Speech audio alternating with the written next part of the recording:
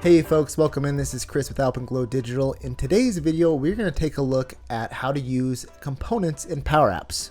We're going to go over how to build one, how to have it surface in your application, and we're going to do a quick overview of how to export it and import it into another application. If you're like me, maybe you have spent a lot of time using Power Apps, but haven't even delved into components. So maybe you spend a lot of time on the Screens tab like I do, adding forms and buttons and things like that.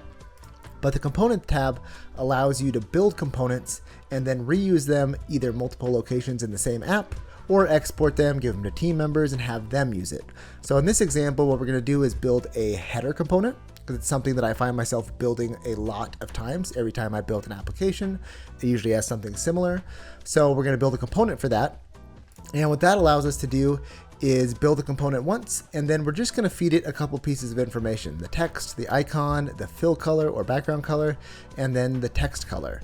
And so what that allows us to do is not have to build it from scratch, add a container and add an icon, simply just select a few options, and then we can render our header anywhere we want in our application. The whole point is to help you not have to build everything from scratch every time. It also allows you to share things more easily with team members. So in part 2, we will dive into hopefully like a tab structure, which is a little bit more complex. But in this case, we're going to keep it nice and simple, build a nice clean header that you can use in numerous applications. So without further ado, let's go.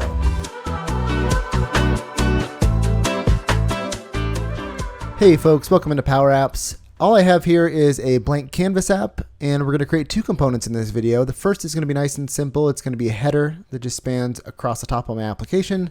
I find that often when I'm building apps, I end up creating a header of some sort for the screens that looks very similar. And what I wanted to do is just build one, allow us as users to input a little bit of information, and then we can reuse that header either throughout different screens in our application, or we can use it for different apps, and we can export it, which we'll get into in a second. The second component we're going to build is a little sidebar navigation here on the left. We are going to build both of these components from scratch. So in order to do that, we will come up here to the tree view. You will probably be defaulted to the Screens tab, and we are going to pop over to the Components tab. From here, you can create a new component right here in the application. You can also import or export a component. So if you create something really great that you like as a component in your app and you see use for it elsewhere, you can export it. I think it exports as a zip. Maybe we'll do a little brief overview of that towards the end of this video. And then you can import it into another application, which is why these are so powerful. The reusability is fantastic. So let's start by building a new component from scratch. I'm going to click the new component button. And one of the first things that I like to do is rename my component. So it's going to give you component 1 by default, and I want this to be descriptive. So I'm going to relabel that to component header. The reason I do this is, one, when you create multiple components in your app, they'll be listed kind of side by side. And so it's a little bit confusing to know right off the bat which one is which. And then when you import it or add it to your screen or your screen view, it'll also come across with that name that you gave it. And so it's just a way to help it be a little bit more descriptive. So we've got our new component here, and by default, you're going to get a few properties here. Under the display pane, you've got a description. Very helpful if you are planning to share this component with other folks, to describe kind of what it does, how it functions. We will talk a little bit further in depth about accessing app scope. Essentially, if this is turned on, then your component has access to kind of the rest of your application, including maybe global variables that you had set in your app. You can also, if you want to, give it a default fill for your app. It's, I think, defaulted to transparent at the moment, or just going to show up as white. And then where this gets really powerful is the ability to add custom properties. And so what this will allow you to do is, from outside of the component, from the application itself, you can give it values, and those will get rendered dynamically in your component. Inversely, you can also set output properties that will allow the component to do a little bit of work and return a value to your larger application. So let's dive into those now. When we think about a header that we want to use and is reusable, I think there's kind of 3 properties that I want the header to have that we'll eventually add here. So I'm thinking of it as kind of a colored bar that goes across the top of the screen. I want the person outside in the application to be able to choose the color and the text for the actual header, and then maybe like an icon that's over here in the top right. So those are the properties that I eventually want to add here: text, color, icon. But firstly, I need to actually add those elements to the component. All right, so let's get these items added to our canvas. The first thing I want to call out is I'm using modern controls and themes. If you come up here to settings, updates, you can toggle this on or off. I think by default, it's often off, but I've been really trying to get used to the new modern controls and themes. This will give you new elements like text and buttons. And what I really like are the new layout options. So if you come down here to layout, they have container options, and this allows you to very easily align child elements within a container. So when I think about my header, I'm going to have kind of text, and then I'm going to have an icon. And so I want to do a horizontal container, meaning my elements are going to sit side by side. So I'm going to add that and kind of get it situated here at the top of our page. It's been a little tricky for me. Okay, I'm going to drag it full width and make it a little bit shorter. And then I'm going to add my text and my icon. All right, we're going to add a text element. And with the container selected, we are going to add an icon. So by default, given this is a horizontal container, they're going to put them side by side. And what I would like to have happen is I want the text to be kind of middle aligned vertically on the left, and the icon to be way over here, middle aligned on the right. And so the way you can do that is if you click the container, you can adjust the spacing this way. So alignment is going to be vertical alignment. So we can add that to the center. You can see it pushed it down here to the center. And justify will indicate kind of how the different child elements relate to one another. So I want to choose space between, which is going to maximize the space between the text and the icon. There are a couple other things I'd like to do. I don't want this container to have any border radius, so I'm going to change that. I'd like my text element to be, again, I don't really care about the word text, but I do want it to be a little bit bigger. So maybe we'll do like size 28. And I'm going to turn auto height on so we don't get that box, and maybe make it like semi-bold. Okay, the last thing I want to do is with my container selected, I want to add a little bit of padding so that things aren't bumping up against the side. 12 for top and bottom, and let's do 24 for left and right. Okay, this looks like a good start. So before we dive into adding the custom properties, which will allow us to dynamically render the icon and the text and the color, let's just add this to our screen and just kind of see what it looks like. So I have my screen selected here. I'm going to go up to Insert and start typing Components. You'll see my component header here, and you can see my component gets brought in. So it's going to come across with the default size options, width and height, that were defined in the component. And then if I wanted to, I could drag and change kind of the dimensions of these. So one thing that I want to call out here is when we are building something like a header that we want to span full width, you will notice that you can't access the actual container within the component, which is right here. You can't access it from outside of it. So when you look at this, you think, oh, this only takes up 640. I really need this to span the whole width, which is 1366. So what we need to do is adjust a little bit of the sizing within our component to better have it represented here in our screen. So back in here in my component, I want to adjust the size of my container, or specifically how the sizing of my container is dictated. So I don't mind so much that the component itself has this set width and height. I actually would probably bump this down a little bit. So let's go take a look at our screen. This height looks good. What is this, 88? Okay, so I'm gonna come back to component. Just gonna change this to 88. So that kind of minimizes the space that we're working with. And what I want to do here then is for my container element, the width right now is set to just a static 640, which is why it only covers part of the screen here. And what I want this to be set to instead is parent.width. And so that means that this container is going to have the same width as its parent element, which is going to be the component overall. So if you come back to your screen, you will see that we stretch this component all the way to 1366. Therefore, the container inside it, because its width was set to parent.width, is also stretched all the way to 1366. And now it looks good on the screen. All right, now that we have that looking good, granted none of the styling is done and we have no dynamic content, but it at least kind of looks the way I'd like it to, let's jump back over to our component and talk about our custom properties. So with the component selected, you can come over here to the right and select new custom property, and you will give it a name. And this one is going to be the header text. So this will be the actual wording that's in the header. This will be auto-generated for you. It's just going to kind of remove spaces and things like that for you. If you wanted to give a description of the property, you could. It's just going to default to a custom property. The property type is data. So this is data that we are going to feed from the app into this component. And the property definition is either input or output. Input is if you are giving a property value from the screen into the component, which we are going to do in this case.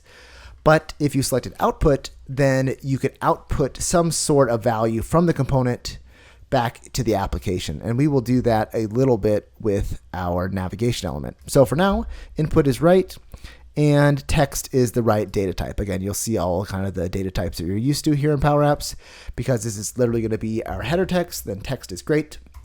So I'm going to create that. And let's take a look at now, how do you set the header text from outside of the component? Power Apps does do a good job syncing between components and apps. And so we have our header text custom property in our component. If you pop over here to screens and select the component, you will see that it has the header text property already good to go. And so what this means is this component is expecting us to add a couple values, in this case just one value, but eventually 3 values, in order for the component to work as intended. So instead of text, we want this to say awesome header. And when we are done setting that, you'd expect this text property to update.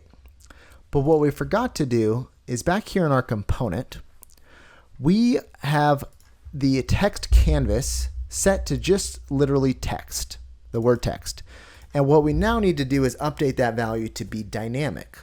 And we want it to reference the header text variable that we are getting from our application into our component here. So it's feeding it a header text. We want the component to know, oh, instead of just rendering text, I want to render the header text value. So to do that, you can reference the header component. And if you press period, you can drill into different properties, including the custom header text property. So by default, it's just going to say text. But when you go back to your screen, you will see the awesome header text appear here.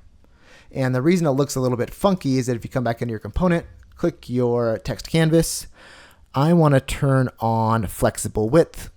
And so it'll take up more space horizontally if need be.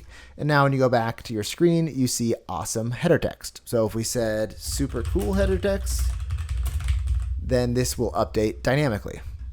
All right, we got the text looking good. And now let's pop over and do the same thing for the icon. So if you come back into your component, we are going to add a new custom property. Let's call this one header icon. Also data type, also an input property, and it's actually a text property. It is technically kind of an icon, but the way that the icon knows which icon to render is via a string. And so text is the appropriate one to choose here. And let's click create. So before we go back and add the value in the screen, let's just change the icon to reference this value already. So just like we did for text, instead of just having something statically typed, we're going to select the component and we are going to select the property. So header icon. And so this is kind of the default icon that it will show you in the component. And then when you come back out here to your screen, you'll also see that same icon. And instead of just plain text, we can give it add, for example. And so this correlates to the add icon. And so if you were curious, if you pop up here, let's just say you wanted to add a brand new icon here to your app, you can go here and these are all of the different options. So as long as what you are feeding it aligns to one of these icons, then your icon will render. So we could pop us out, maybe let's say a globe, for example. Let's get rid of this, pop over here. This is now globe and it will render the globe icon. All right, we are going to do at least one more property. So back here in the component, we are going to select the component, click another custom property. This is going to be the header. This is going to be the header fill color. And so right now it's white or transparent, and we're going to allow the user to choose whatever sort of background color they want. Data type or property type is still data. It's still an input type. And in this case, it's going to be color. And this gives the person a nice little color picker. So we have that set here. And we're going to do actually the whole container is going to have this color. So if you pop up here, select the container, go to fill, it's just defaulted to zeros. And we want to reference the header and the, where is it at? Header fill color. Okay. So by default, it looks like it's going to be black. And then again, come back over to the screen, you will see the option to add a header fill color. So let's choose like this purple color. Okay. So this is all working great. One of the things that's clear is that we need folks to be able to also choose the text color so that you don't have this weird issue where the contrast is awful. So again, black text, blue globe, that works okay for some things, but if folks want to use a darker background, let's give them the ability to select their font color. So we're gonna go back to the component. This is gonna be almost identical to what we did for fill color. This is gonna be a new property called header text color, and same type, gonna be color. And what we wanna do then is for the text canvas, we want to find the color property. So again, you can either search for it up here on the top right, or if you come over here under font color, if you click this, it'll make this active here in your function bar. And we're going to reference the component header dot header text color. And then I'm going to do the same thing for the icon. So the icon is actually just called icon color, and I want this to be the same thing as the header text color. So now back over here, we have our fill color, which is kind of this dark blue, purplish, and now we can set the actual font color to white. So now that changes both the header color and our icon color, and that allows folks to choose both the text color and the background color to ensure there's no issues with accessibility and contrast and whatnot. So this component looks great.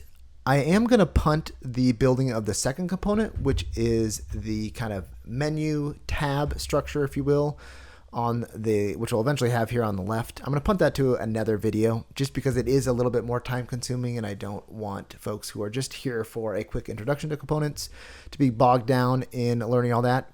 But be on the lookout for another video where we'll go a little bit more in depth on how to use a gallery within a component to create a tab structure. But before this video wraps up, let's take a look at how to import and export a component. All right, so we built this header, we like it, we want to export it and share it with maybe some of our colleagues or use it in a different application. You can come up here to components, click the export components button. This will allow you to download a .msap file, and then we can import that .msap file into a different Power App. So up here I have just a blank Canvas app, and over here I'm in the components tab. If you click import components, you'll have a few options. So this was a different application than I was using, and it is published. So if I were to select this, you can actually import all of the components that are referenced in this app. That's super helpful. So this one that I was building, I haven't published yet, which is why you don't see it on this list. But for this specific example, I want to click upload file, and then I'm going to go select that .msap file, which I have on my desktop. All right, I successfully grabbed that component, and it was brought in thanks to that MSAP file. You'll see a successfully imported flag up here. And here's my component and all of the custom properties associated with it. If I come back over here to my blank app, I can select it. If you start typing component, you will see the component here. And then we have our component. And so just like our original application, you can choose the text and the text color and the fill, and everything works just as it did in our previous application. Pretty cool. Alrighty folks, that does it for our quick little overview on building and using components in Power Apps. This is just part one, and I hope in part two we can dive into something a little bit more complex.